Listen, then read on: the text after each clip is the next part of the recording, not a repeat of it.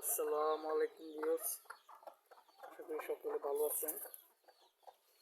অনেকদিন পর আমাদের দেশি মুরগির ভিডিও নিয়ে এসেছি। আজকে আমাদের দেখাবো আমাদের দেশি লাতা মোরগটা।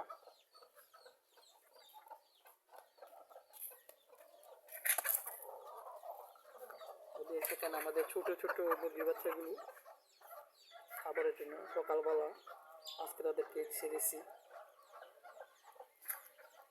আর আগে অনেকগুলো মুরগি ছিল, ওইগুলো জবাই করে ফেলেছি। আর মাত্র একটা এখন 4-5টা মুরগি আছে। আজকে আপনাদেরকে দেখাবো মুরগিগুলো।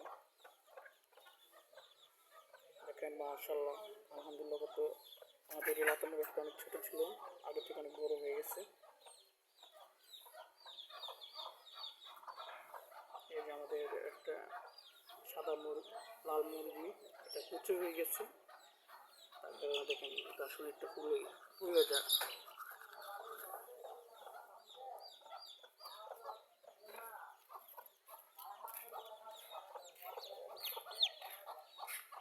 এটা আমাদের ওই যে পিছনে যে মুরগিগুলো দেখতেছে, বাচ্চারা মুরগি, বাচ্চা দিয়েছিল। বাচ্চারা মুরগিদেরকে একটু দেখাই, ভিতরে খাবার দিয়েছিলাম। এটা হচ্ছে মা, 11টা বাচ্চা দিয়েছিল। আলহামদুলিল্লাহ, সবগুলো বাচ্চা সুস্থ আছে তাদের দোয়ায়। এটা ভিতরে খাবার দিয়েছি।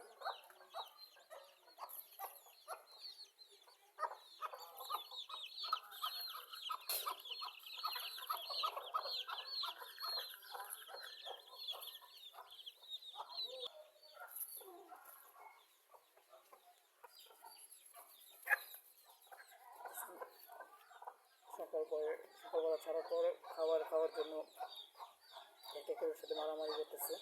একটা চাল দিয়েছিলাম।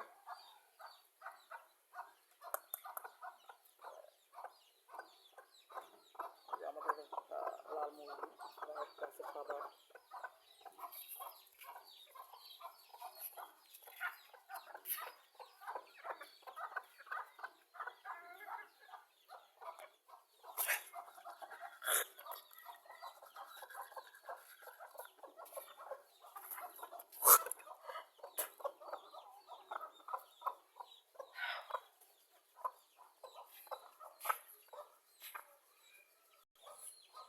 আমাদের পেয়ারা গাছে দেখেন বন্ধুরা, কত সুন্দর পেয়ারা হয়েছে।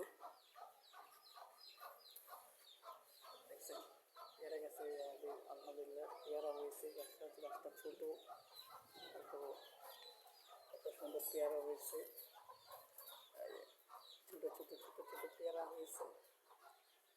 গাছটা লাগিয়েছিলাম, গাছটা কিনেছিলাম মাত্র 20 টাকা দিয়ে। চারাটা লাগানোর পর মাশাআল্লাহ অনেক তাড়াতাড়ি গাছটা বড় হয়ে গেছে। আমাদের মুরগিগুলো, দেশি মুরগি পাললে অনেক ভালো। তাদেরকে এক্সট্রা কোনো খাবার দেওয়া লাগে না, বরং সকালবেলা একবার খাবার দিই। আবার যখন সন্ধ্যাবেলা বাসায় আসে তখন তাদেরকে একবার খাবার দিই।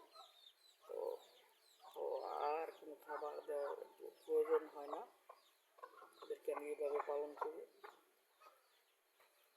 মাশাআল্লাহ, মুরগিগুলো সুস্থ আছে আলহামদুলিল্লাহ। দোয়া করবেন যেন আমাদের খামারটা আর বড় করতে পারি।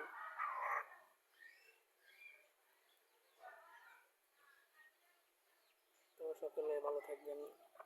আবার সামনে নতুন যেন ভিডিও নিয়ে আসতে পারি, সে সাথে আমার সাথে থাকবেন। আল্লাহ হাফেজ।